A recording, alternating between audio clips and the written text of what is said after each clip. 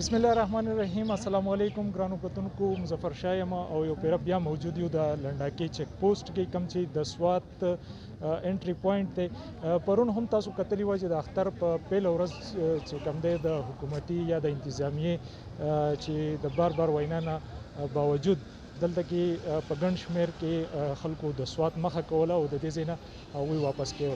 په دې ټایم کې زموږ سره اسسټنټ کمشنر په ریکورډ سید الله جان صاحب موجود دی. د هغوی سره په دغه حواله خبرې اترې کوو چې د دومره په سوشل میډیا په میډیا باندې چې کوم دی د دومره دغه نه باوجود خلک د سوات مخه کوي څه ویل غواړي. جی سر ډیره شکریه تاسو راغی او دا امپورټنٹ ایونت تاسو کور کوئ. د سلسله کې تاسو له بسنګ پته چې ګورنمنت ډیر مخکې نه نوټیفیکیشن کړو چې د څومره ټوریست ډیسټینیشن دي دا به سیاح لپاره حضرات لپاره به دا بند مکمل. نو دې حوالې سره موږ له ګورنمنت پالیسی امپلیمنټیشن موجود یو. د 8 نه 16 پورې دا لاک ډاون دی. د سلسله کې نن هم زموږ ټیم چې دی هغه موجود دی او تاسو سره ما فګر شیر ک زموږ ټیمز الحمدلله ډیر ښه پرفارمنس دی او ډیر خلک چې کوم اسلام آباد نه لاهور نه یا مختلف اضلاع نه راتلل پاکستان هغه واپس شوي دي. سر دا راته ووایي چې تاسو په میډیا باندې په اخباراتو کې په سوشل میډیا باندې دومره کمپین وچلول چې یاره د 8 نه 16 پورې چې کوم دی په سوات چې کوم سیاحتي مقامات دی هغه په مکمل توګه باندې بند وي. د هغې باوجود دا رش دی خلک راځي. څه وجه ده تاسو څه ګڼئ چې دا د څه کمی دی چې دا خلک په دغه باوجود د سوات مخه کوي؟ جی بالکل کمی خو هیڅ شي نشته ځکه چې دا اویرنس میسج چې دی آلموسټ ایچ اینډ ایوری کور پورې چې دی دا رسېدلی دی. خو چونکې دا تاسو له پته ده چې دا زموږ یو ټرینډ دی چې کله عید تیر شي عید نه پس چې دی بیا خلک سیاحتي مقاماتو طرف له ډیر زیات چې دی هغه روانګي کوي.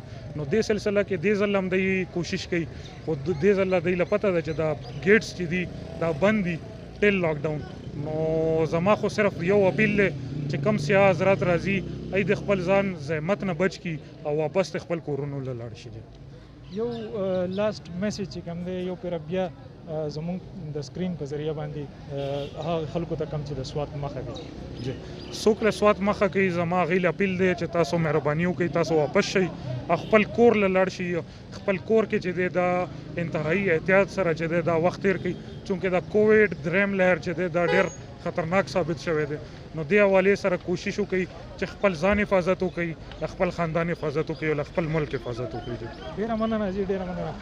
جی ګرانو کتونکو څنګه چې تاسو وکته پرون موږ تاسو ته ښوولې وه نن تاسو د اسسټنټ کمشنر بریکوټ خبرې هم واورېدې چې عید دی زموږ دغه یو ټرینډ جوړ شوی دی چې په اخترو کې خلک د سیاحتي مقاماتو مخه کوي. خو چونکې سږ کال چې کوم دی نو دغه وبا راغلې ده او د انتظامیې د طرفه بار دغه وینا کېږي چې تاسو اختر مناو کوئ خو په خپلو کورونو کې مناو کوئ.